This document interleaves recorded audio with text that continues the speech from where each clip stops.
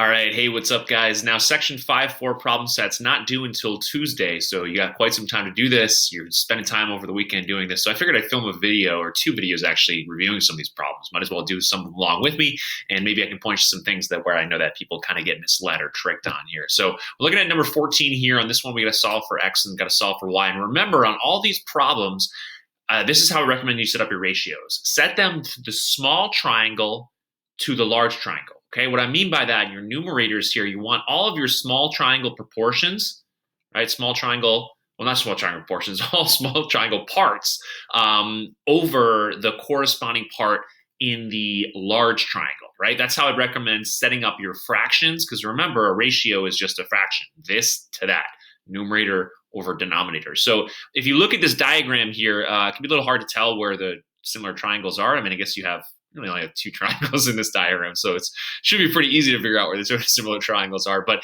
anyways, these two lines are parallel to one another. So whenever you have a parallel going through this larger triangle like this, it's going to create a second triangle that's similar to it right above here. And you can do this through AA, right?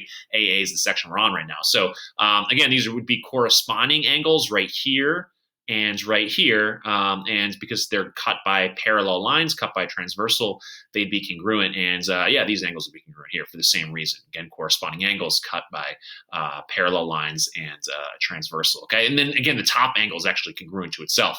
So you could say this is A by AAA. These two triangles are similar here. Okay, let me get rid of it here, and in green, let me show you where the small triangle is. Sometimes it can be helpful to actually outline it, because then you can see how the parts might relate to one another, right? The kind of proportionality of it, right? What part relates to what part, and determining what the scale factor is, the ratio here. Okay, there's your small triangle right here. That's going to be in a proportional relationship with this triangle right here on the outside here. So we start kind of seeing and understanding what parts kind of relate to one another.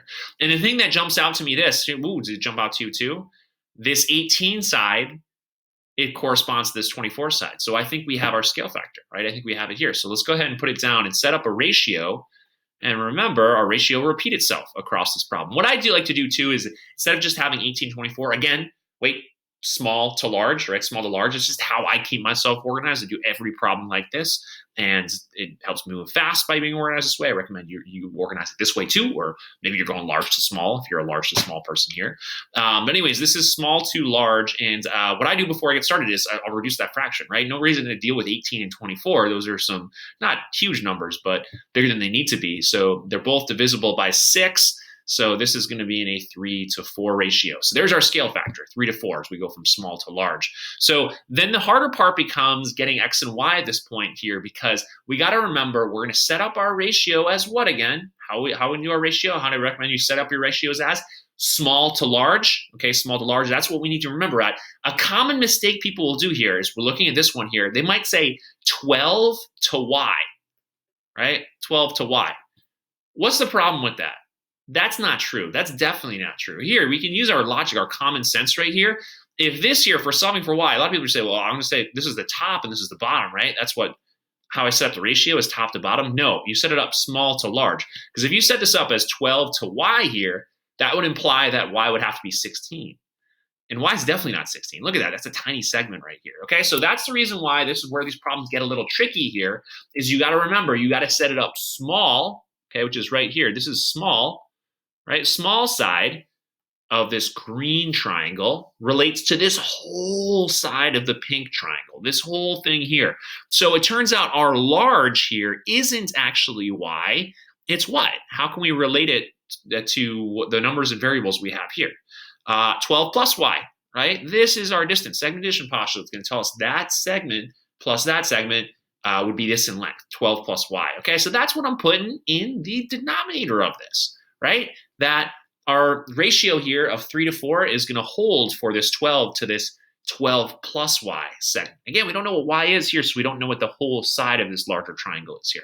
And now we can solve this problem here. You know what to do, right? Cross multiply, means extremes property. You gather your extremes, do 3 times by the quantity 12 plus Y, and that's going to be equal to 4 times by 12.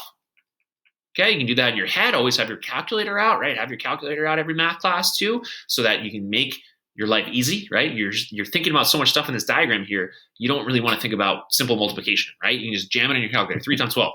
There you go, 36. I mean, hopefully you can do that in your head too, even faster than that calculator, but always have your calculator just in case. Okay, 3 times by y, that's 3y.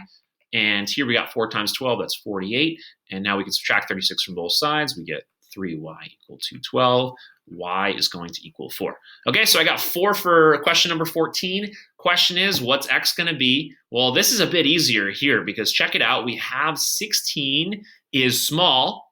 Okay, this small side here relates to x, which is the large side here. Okay, part of the triangle is actually going to be the whole side of this triangle right here. So it's a little tricky, right? We got to break down this diagram, really suss out what it is we're trying to look for here. And we're trying to look for 6 to x, right? 16 to x, right? 16 to x is small to large, right? We don't really care about this here, right? That has nothing to do with x right here. I was trying to cross it out and writing an x. So anyways, we'll do the same thing here too, okay? What's our scale factor again? 3 to 4 as we go from small to large. And that means we're going to go from 16 to getting this large size here is going to be a 3 to 4 ratio. We can cross multiply, but another thing we can do is we can maybe do this in our heads real quick here. So if this is 16 and it's in a 3 to 4 ratio, we got to think about like 6. Well, that's actually just a little bit harder to do in your heads. You're going to get a decimal answer in this one. That's right. So this is 16 and this is x 3 to 4 ratio. I know this because 16 isn't divisible by 3. So it's going to be a decimal answer here. So let's do our means extremes property, shall we? So means extremes property, gather the extremes. We got 3 times x. So the product of our extremes is going to equal the product of our means, right? Cross multiplication. 16 times 4 is 64. Divide both sides by 3 to isolate x. And x is going to equal, well, 3 goes into 60 20 times. So to go into 63 21 times. So this will be 21 and 1/3 is what I got for that. All right, so hopefully I got that one right. Again, I don't like to check my answers when I film these videos for you guys here because I want you to challenge me on things. So send me a message if you notice anything that I did incorrectly or didn't explain totally perfectly. And hopefully you have a great weekend. I'll film one more video too where I'm going to go over questions number 19 and 20 because those are a little bit tricky too. Have a great weekend. Bye.